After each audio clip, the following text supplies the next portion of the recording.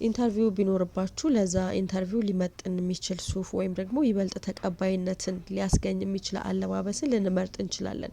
በጣም ሌክዠሪየስ የሆኑ ሆቴሎች ውስጥ እራት ለመብላት ብናስብም በተመሳሳይ ቦታውን በቻልነው አቅም ሊመጥን የሚችል አለባበሶችን ለመልበስ ማሰባችን የማይቀር ነገር ነው። ከጓደኞቻችሁ ጋር ወክ ማድረግ ስታስቡ ወይም ደግሞ የምትወዱትን የስፖርት ቲም ለመደገፍ በምታስቡበት ሰዓት ማሊዎቹን ከላይ ልክ እንደ ቲሸርት የመልበስና ደስታችሁን ሊሰጡ የሚችሉ ሊማርኩ የሚችሉ ነገሮችን የማድረግ ነገሮች ይኖራሉ። በተመሳሳይ የሆነ ጉዳይ ራሳችሁን የምታስተዋውቁበት መንገድ ማለት ከአለባበስ በተጨማሪ ራሳችሁን በምታስተዋውቁበት መንገድ ላይ ከሚኖረው አጠቃላይ ድባብ ክስተቱ ምን አይነት ነገሮችን ሊያካትት ይችላል የሚለውን ግምት ውስጥ ማስገባት የሚጠበቅባችሁ ይሆናል። አንዳንዶቻችሁ በውስጡ በጣም ጠቃሚ የሆነ ስብሰባ ወይም ደግሞ የግሩፕ ጥረትን በሚጠይቅ ተግባር ላይ ልትገኙ ትችላላችሁ።